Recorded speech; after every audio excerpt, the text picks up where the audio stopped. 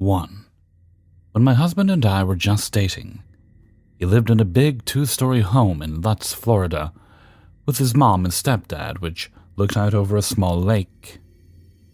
My husband was given the bonus room originally for a bedroom, which he always found to be a bit creepy. We would close the door only to come back minutes later and find it wide open. I always tried to be the voice of reason and would say it was the draft from the AC and that maybe the door didn't sit right in the hinges, causing it to be opened easily. But if you shut the door and gave the knob a wiggle, you could tell the door was secured properly. Eventually, his stepsister refused to stay overnight at the home, citing that weird noises came from a crawlspace located in her closet. The closet crawlspace led to the attic and the upstairs AC unit. Admittedly, it was pretty creepy. When she moved, my husband was allowed to move into the bedroom connected to her Jack and Jill bathroom.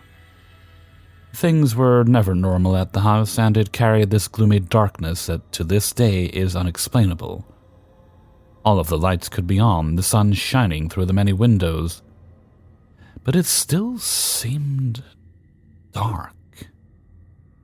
There were times when I would be descending the staircase and have this feeling overwhelm me, like I knew something was about to happen. One time I even said to my then boyfriend, "As soon as I come off that last step, the light in the foyer is going to come on," and it did. Things like this happened all the time. One particular evening, though, my husband and I were sleeping. His mom and stepdad had gone to their hunting camp for the week, which they did often, and we would stay home to care for their 3 dogs. At 12 o'clock on the dot, there was a bang so loud it sounded like a shotgun went off in the kitchen. The dogs started going crazy. My husband got up, grabbed his 9mm and went downstairs to investigate, but found nothing. He even walked the outside perimeter of the property. He came back inside and we went back to sleep. But I woke up only a few hours later with a terrible feeling in my chest. I looked at my phone and it was 2:58 a.m. Having been traumatized by the exorcism of Emily Rose as a kid, I tried to fight the feeling in my chest and told myself it was my imagination. But almost like that noise you hear when a train is approaching, it just got louder and louder. I felt the evil approaching, and then bang! Another gunshot-like noise bellowed through the house from the first floor, followed by the dogs going off. This was at exactly 3 a.m. I woke my husband up in a complete panic. He went to investigate and again found nothing. I lay there in bed totally freaked out for hours, and as the sun was starting to lighten the sky, I finally found myself on the edge of sleep. But then it happened again. Bang! The 3 dogs started going ballistic this time. We were both awake and looked at the clock. It was exactly 6 a.m. This time he did not go to investigate. We stayed in his bedroom waiting for the sun to at least peek over the lake before going downstairs. Weeks later, we invited my brother and his girlfriend to come over and hang out, spend the night. As we were taking them up to the room they were staying in, we realized one of the dogs had an accident, and it appeared they had tracked it through, leaving poopy footprints everywhere. But these footprints, or paw prints rather, only had 3 toes, where a dog normally has 4. Not only that, the paw prints trailed into rooms which had closed doors. My brother and his girlfriend were so freaked out that they couldn't stay the night, and we couldn't find a way to explain it. Another time, my husband left for work and I stayed back at the house to sleep. Something came and sat down at the edge of the bed like he commonly did when he would put his socks on. I opened my eyes thinking he had forgotten something and saw no one there, but the impression from someone sitting there. I got up and left immediately. After trying to do some research on the home, I found out that the owners his stepdad purchased the home from were also the original owners, and that their father was also the contractor who designed and built it. They had several kids, one of which was a daughter who died from complications related to alcoholism. She did not, however, die in the home. The cleaning lady, who claimed to be psychic, said there was a little boy who drowned in the lake and that he enjoyed spending time with my then boyfriend and I. I don't believe this theory. Whatever was in the home felt evil, and I can't be convinced otherwise. 2. Last night at around 8:30 p.m., I went out to the edge of the woods on my property to set up a blind to shoot some nuisance coyotes that have been eating my chickens. I live in New Hampshire, at an area where people who live near the woods commonly refer to a phenomenon known as bad nights. It's an eerie feeling where you don't want to be anywhere near a door or window when it gets dark. And you certainly don't want to be outside. Animal life seems to be affected as well, since it's always eerily quiet on those nights. Thankfully, it was a good night, so I thought I would be fine. I set up with a long-range modified handgun, a mounted night vision scope with thermal sighting, and a high-end night vision handheld.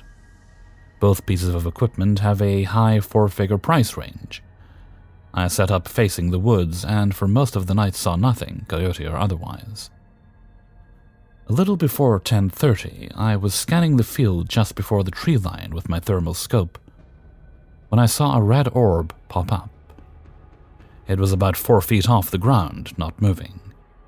The thermal was giving a reading of 90 Fahrenheit, which made no sense considering it was around 40 that night.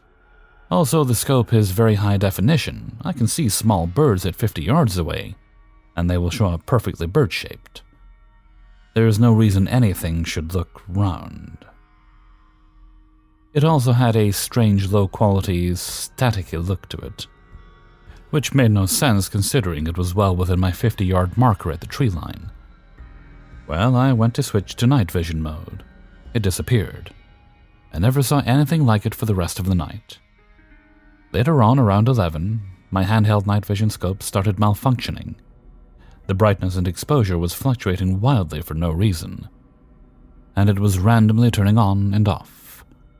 I chalked it up to the battery being dead or dying and stopped using it. But this afternoon, when I started to get my equipment ready again, it was working perfectly.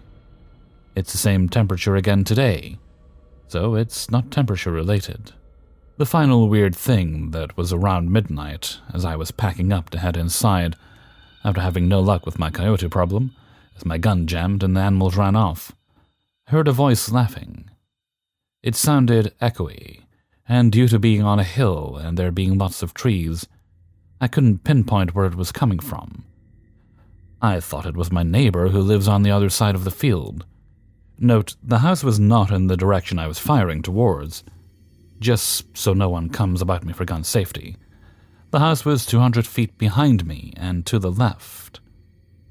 This morning, the neighbor was talking with me about how my hunt went, and I joked with her that she should know, considering she laughed after I missed my shot. She was confused, and I said I heard laughing, and assumed it was from her house.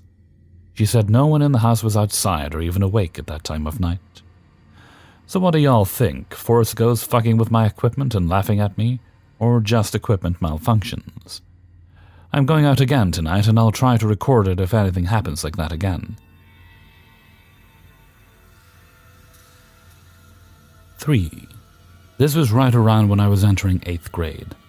I remember all the events vividly, like it happened yesterday. This house we had was amazing.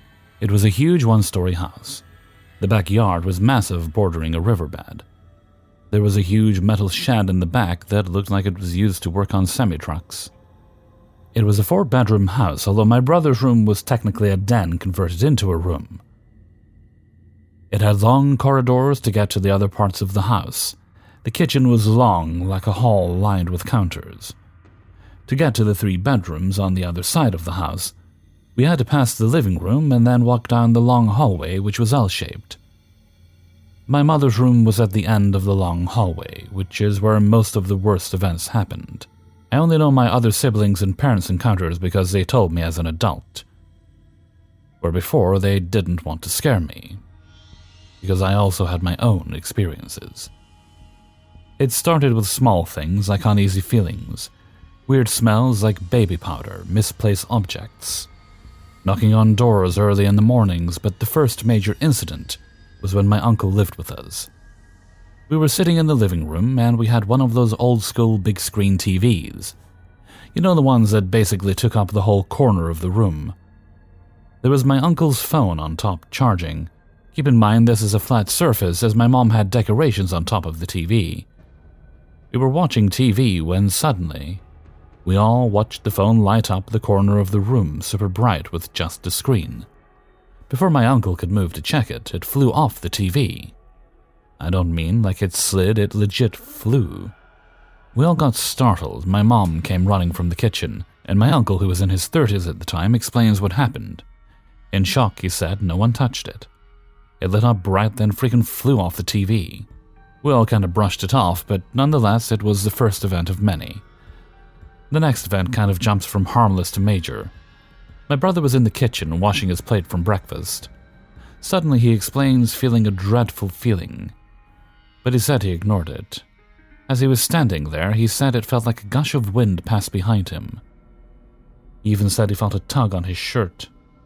Thinking it was one of our many siblings, he spun around to see who was there, but there was no one.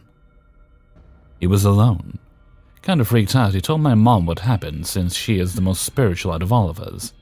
She's a big Christian. Stay with me because we're kind of jumping around in the timelines based on harmless encounters to the worst ones.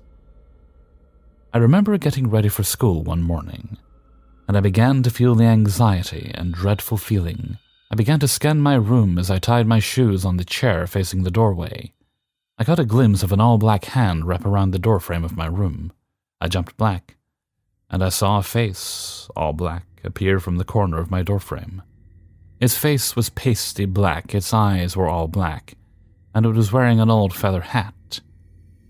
I jumped up and screamed, and it quickly disappeared from the doorway. My mom came running in, and I explained with tears in my eyes what it was that I had seen. She didn't play it off and started to pray with me.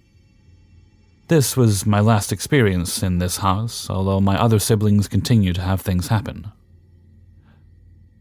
It was my bedtime, and I shared a room with my older brother. I didn't like sleeping alone after seeing whatever that thing was that was watching me tie my shoes. My brother had a late bedtime because he was in high school. I would go to bed first alone. I remember being scared but falling asleep. I awoke to a silent, dark room. I couldn't move. I looked around the room for my top bunk bed. We had these huge glass mirrors for closet doors. In the reflection, I watched a creature crawl out from under the bed and hop up onto the bottom bunk where my brother was sleeping. It was staring at me, and it had piercing red eyes. The only way I could explain it was as an evil monkey.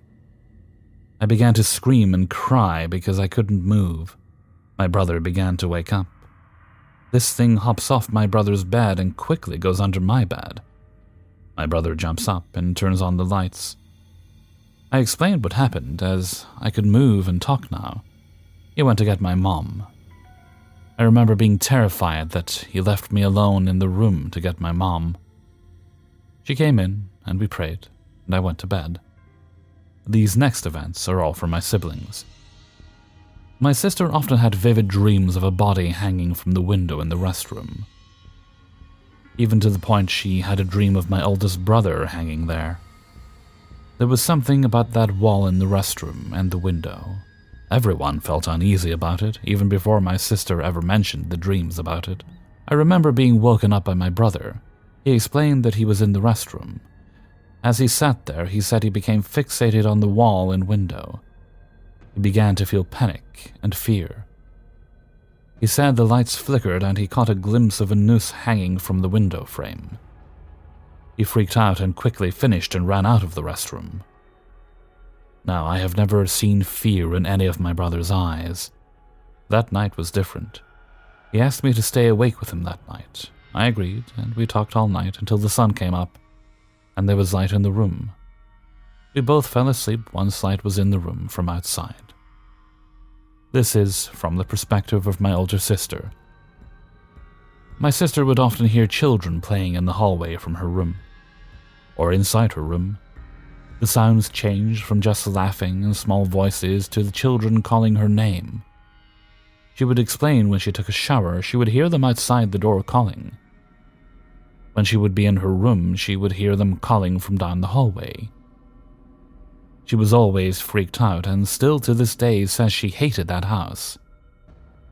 This is from the perspective of my older brother. He was asleep when suddenly he was awoken by a loud noise. He explained he tried to move but couldn't. The bed began to shake violently. The walls were cracking and shaking. He thought there was an earthquake, yet he couldn't move. As he lay there helpless, he said it was almost like a train was running through the room.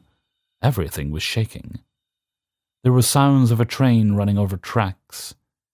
He said he closed his eyes and started to pray. When he opened them, the room was back to normal, no cracks, no shaking or noise.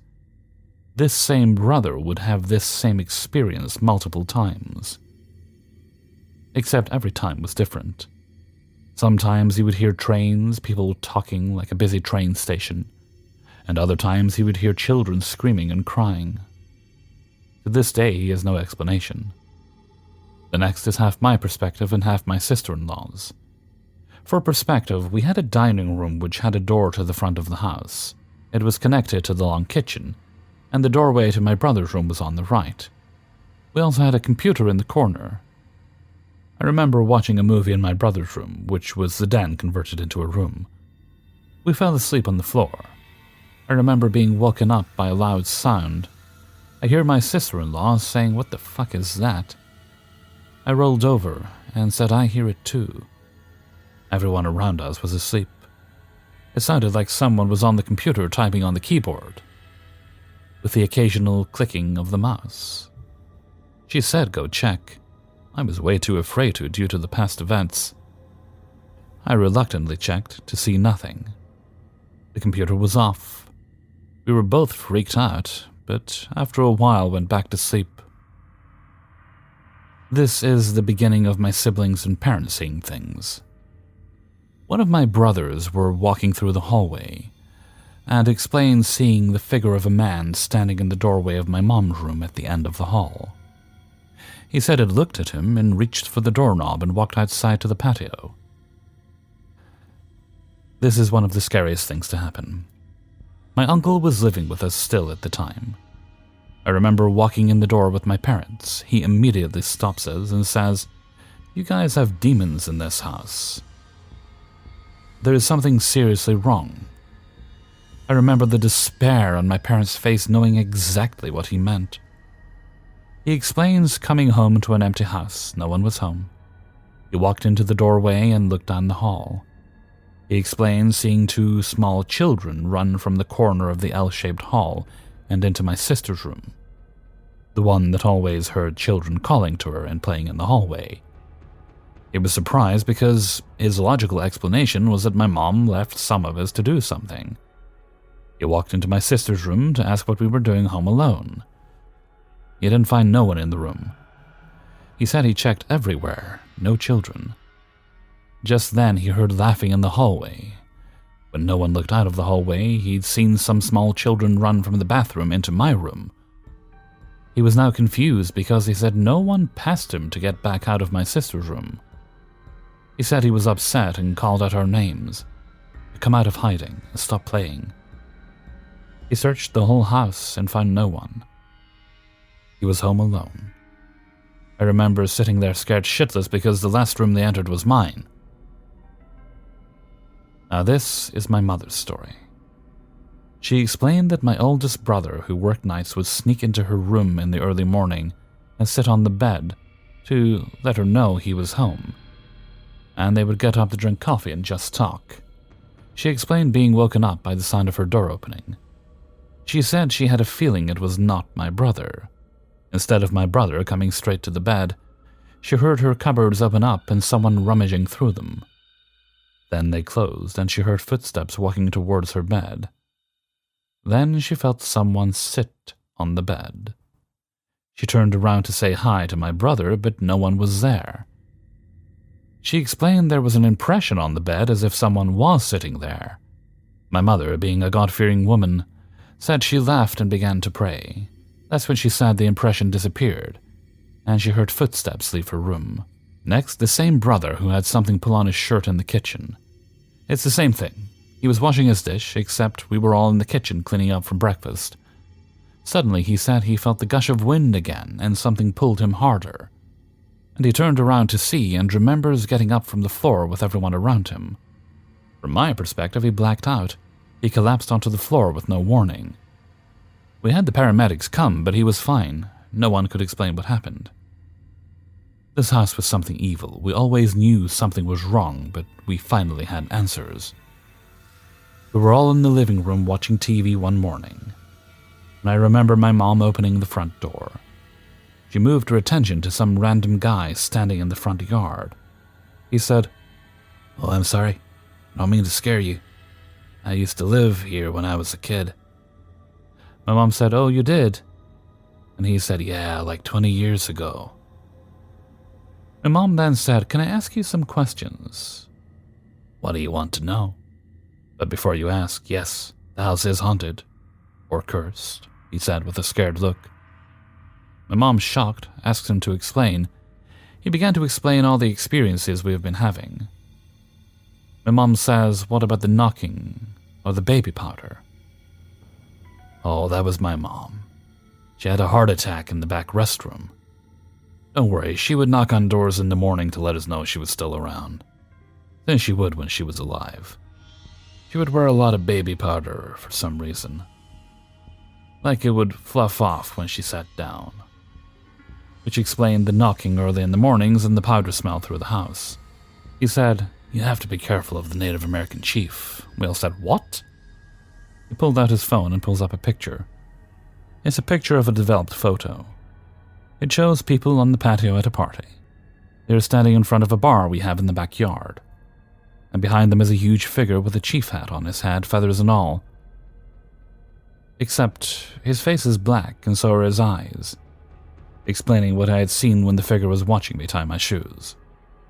The man explained that there are several ghosts and demons in the house. He even explained that they had a theory that someone had hung themselves in the restroom. Also explaining the dreams my sister would have and my brother seeing the rope. We thanked him, and he rode his bike away. We never see that guy ever again, and he was riding a bike. He couldn't live too far, but we never see him again. After a few years, we moved out of this house. I was happy as could be because all the experiences ended once we moved. I remember being in high school and my friend was talking about how he just moved across the street. He explained the house, and it was the same one. I warned him, and he laughed and said nothing has happened yet. A few weeks later, he came up to me and said, "Okay, I believe you. I was in the fridge getting milk this morning. No one was home, just me. And someone came super close to my ear. I could feel their breath in my neck and said in a low, deep voice, 'What are you doing here?'" Through the school year, he would tell me all the things that happened, which in turn were way worse than what we experienced. I believe my mom would protect us with her praying. 4. I am not religious at all, and I tend not to believe in paranormal stuff, yet. Well, something changed me forever, and I decided to share a beautiful story of mine. A year ago, I had moved to Paris. If any of you ever knew someone actually living there, you would know that it's so hard to find a flat. I had a great job with a good salary for my age, mid-20s, and I was looking for whatever flat I could find, just a little studio, nothing fancy. I kept being rejected by landlords for plenty of reasons, because I'm new there, because I'm on probation period at work, like every person in France, because I'm from Eastern Europe, and this is bad for some of the people, etc. I was basically homeless, living on the couch of amazing people that I had just met. The amount of flats that I had been rejected from was around 20 at that time. I had one more flat to see, but I had zero hopes for this one, as it was much better than the usual flats I was visiting. I was in a terrible state. My mom was also worried, and it took 2 months to find a flat.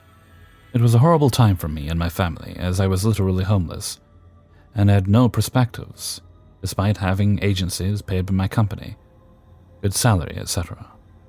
Now, I had known Anna since my childhood years. She was my mom's best friend, and she helped my mom get separated from my abusive dad. She was taking care of me often, and she was always very, very supportive of me. She kept telling me that I'll achieve great things, and that I'm amazing, and she wished all the best for me. Overall, a really warm and caring person. I'd always liked her and felt like she genuinely cared about me. Then I grew up, moved out to another city in my home country, and she got cancer. I didn't see her for a long time. It was horrible to see it for my mom, as Anna was always an extremely healthy person. She ate well, did a lot of sports, but she used to smoke when she was young, and it came for her. She passed out. I didn't attend the funeral as I was far away, and I had exams, and our ways parted years before. Back to Paris. I fell asleep and I had a dream. I was talking to Anna. She asked me how my mom is. How am I doing? Afterwards, she told me that she is so proud of me for achieving my dreams and goals, getting a career in Paris, having a good life, and being a hard-working person. She said that she's with me and she knows I'll have a great life. I woke up, called my mom, and I said, "Mom, you won't believe I had a dream about Anna. It was so nice and heartwarming." My mom fell silent for a few seconds. "You know it's the anniversary of her death today?" I didn't know. There was no possibility I knew. I didn't attend the funeral. I didn't know the date. It was a few years ago. I just didn't. I started crying because that felt so odd, and so did my mom. A few days after this, I got this flat, this seemingly impossible to get, as it was much bigger and newer and nicer than all the flats I'd seen before, yet I kept being rejected. I really believe it's her that somehow helped. Since then, I feel like I have a guardian angel with me.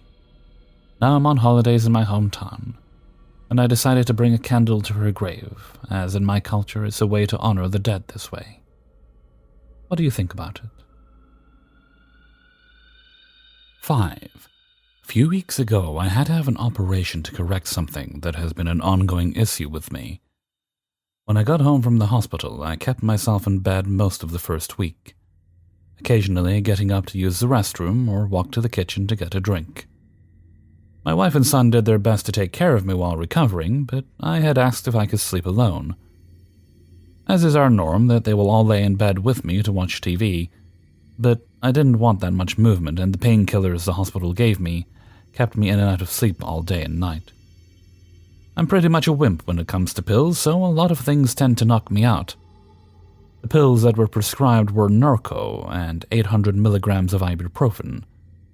I didn't like the way the Norco made me feel, so as soon as I could stand it, I got myself off of them and only took the ibuprofen. I had the operation the prior week and was home that Saturday.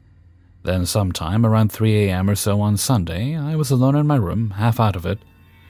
But there are different lights that make a soft glow in my bedroom, like one being a charger port that makes a soft blue light. Another is a fan on my dresser that also has a soft blue light. Lastly, there is a motion nightlight in the master bedroom bathroom that is connected to my bedroom that turns on when it detects movement. I opened my eyes because I saw the light in the bathroom turn on. I was in a daze and thought my wife woke up from the room next door and went to use our bathroom. As I'm looking at the bathroom, I turn my head because there is a boy standing halfway out from my closet. He has his left arm across his chest, like holding his arm up, like trying to hide his face. I am looking at him thinking it's my son, but it wasn't. I turned my head back to the bathroom because the light went out, and then turned back to the boy and he was gone. Tuesday morning, I honestly don't know what time it was, but it was still dark outside, but the light was starting to come up. I'm laying on my left side facing the closet again. Again, the boy is standing there. He looked almost afraid that I saw him. Then he vanished before my eyes. And in his place, inside the closet, is a rack that my wife keeps her purses, scarves, and other crap. Thursday, around 2 a.m., there is a soft glow in my room, but still dark. I turn over from my left side, as that is the side that is most comfortable with my surgery. and tried to lay on my back as my left side was going numb from laying on it. As I do, there's an elderly woman standing at the foot of my bed. She is all dressed in black and white hair. I reach to turn on my bedside light and she is gone. Friday night. I went to sleep really early, and I knew my wife and son were downstairs watching TV. On Fridays, it's her custom to let him stay up a little later and watch movies, play board games, or whatever he wants to do. It must have been about 10:30 or 11 p.m. My bedroom door was closed. I could hear the muffled shouts of TV from downstairs, and this time, the boy appeared in the corner of the room by the bedroom door. He stood there, and it looked like he had a baseball hat on that was a dark tan color, and then he disappeared. Maybe it was the painkillers I was on, maybe it was my imagination, or maybe I had visitors. I don't know what to think, but I didn't feel at any time very scared, just shocked a bit. I only had one experience like this before due to a medical procedure about 8 years ago. I was admitted to the hospital for a bad infection, and I was sedated. And the day after, I was in my hospital room, and I saw the dead son of my best friend. He was standing at the foot of my hospital bed, holding a toothbrush in his hand, smiling at me like he was playing with my toothbrush. What do you guys think about this? Have you ever had a similar incident? Hey everybody, Hellfreezer here, and thank you very much for listening to Paranormal Stories, episode 296. And thank you very much to everybody who allowed me to use their stories in this video. Before you go, if you could please boop the like button and share the video around with friends and family members. And before we go on, I want to give a super duper special awesome shout out to the birthday girl today, my moderator Barry. Barry is 18 years old today. She's been with us here in the Hellfreezer community for many years, been one of my moderators for a very long time, and I'm happy to say she has become a remarkable young woman. And I have no doubt as she continues her journey through life, she will continue to become even more remarkable. Now, before we move on, I'd like to sing Happy Birthday. Happy birthday to you. Happy birthday to you. Happy birthday, dear Barry. Happy birthday to you. All right. Right, I'm saying this so it has to happen.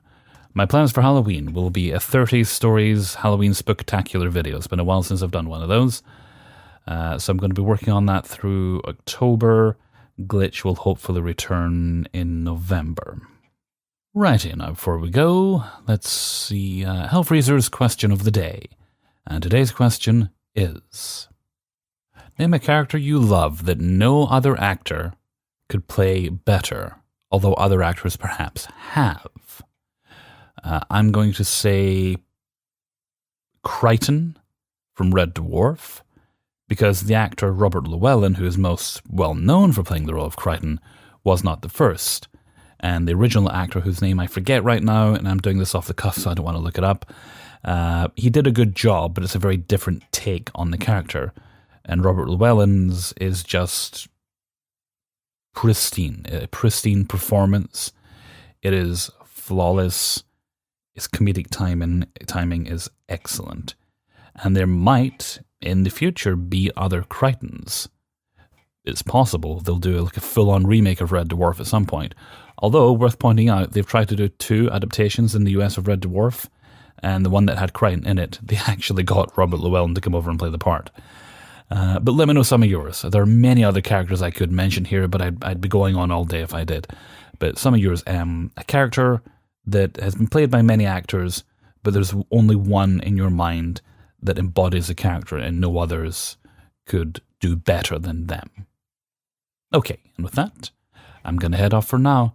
So until next time, thank you very much for listening, and take very good care of yourselves.